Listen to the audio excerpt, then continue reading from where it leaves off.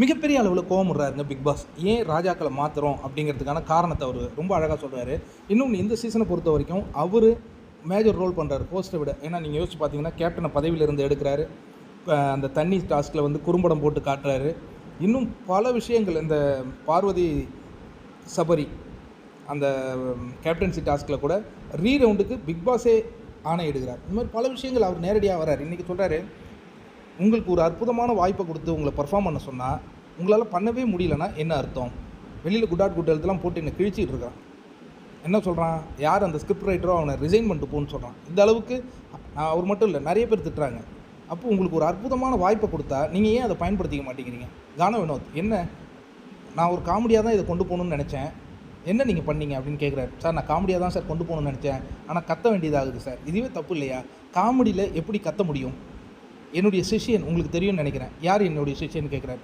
சாண்டி அப்படின்னோடனே, சாண்டி அவர் எல்லாத்தையும் நகைச்சுவையாக எடுத்துகிட்டு போவார். அவர் கத்தி பார்த்தீங்களா? கத்திக்கிட்டே இருக்கீங்களே, நீங்கள் மட்டும் இல்லை, எல்லாருமே கத்துறாங்க. ஆர்கியூ பண்ணுறதுக்கு கத்துறீங்க, ஃபன்னுனாலும் கத்துறீங்க, உங்களுடைய கருத்தை எடுத்து வைக்கிறதுக்கும் கத்துறீங்க. இதெல்லாம் கத்தல் ப்ரோக்ராமா? கத்தல் போட்டி நடந்துகிட்டு இருக்கா? ஐபிஎல் மேட்ச் நடக்கும்போது டெசிமல் இவ்வளோ ஏறுது அவ்வளோ ஏறுது, அதுமாரி பிக் பாஸில் எவ்வளோ டெசிமல் ஏறுதுன்னு நாங்கள் பார்த்துட்டு இருக்கோமா? மக்கள் உங்கள்கிட்ட நிறைய எதிர்பார்க்குறாங்க. இப்போ உங்களால் முடியலன்னா நானே களம் இறங்குவேன் அப்படிங்கிறார் பிக் பாஸ். குரலாக நான் உங்களை வழி தொடர்ந்துக்கிட்டே இருப்பேன். பிக் பாஸ்க்குன்னு ஒரு லிமிட் இருக்குது. எல்லாத்தையும் நான் சொல்லிகிட்டு இருந்தேன்னா என்னுடைய கண்ட்ரோலில் நீங்கள் இருக்கிற மாதிரி இருக்கும். நான் வழி நடத்தத்தான் முடியும், ஆனால் உங்களை வச்சுக்கிட்டு நான் என்ன பண்ண முடியும்னு மனம் வெறுத்து சொல்கிறார், வெதும்புறார். ஒரு அற்புதமாக இன்னொரு விஷயம் நான் சொல்கிறேன். ராஜானா யார்? ராஜாவை அவ்வளோ ஈஸியமாக நெருங்கிட முடியுமா? ஆனால் இங்கே நீங்கள் 2 பேரும் ராஜாக்கள் மாதிரியே நடந்துக்கிட்டீங்க. யோசிச்சு பாருங்கள். கெமி, நீங்கள் டாஸ்க் நடந்துகிட்டு இருக்கும்போது நீங்கள் ஒரு டாஸ்க்கை பண்ணிட்டு போகிறீங்க, ராஜா திட்டாருன்ட்டு.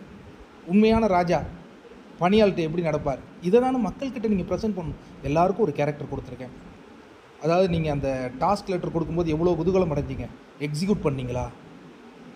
எல்லோரும் உங்கள் கேரக்டரெலாம் வாழுங்கன்னா உங்களுடைய ஈகோவில் வாழ்ந்துகிட்டு இருக்கீங்க அப்படிங்கிற மாதிரி தாக்குன்னு தாக்கிட்டு 2 ராஜாவையும் எடுத்துகிட்டு புது ராஜாக்களை நியமிக்கிறாருங்க பிக் பாஸ். ஆனால் உண்மையாலே நான் சொல்கிறேன், சில பேர் இது நல்லா இருந்தது, நீங்கள் நல்லா இருக்கும், எப்படி இருந்ததுன்னு எனக்கு தெரியல. ஒரு கேரக்டர் கொடுக்கும்போது அதில் வாழணுங்க, அது சுவாரஸ்யங்க.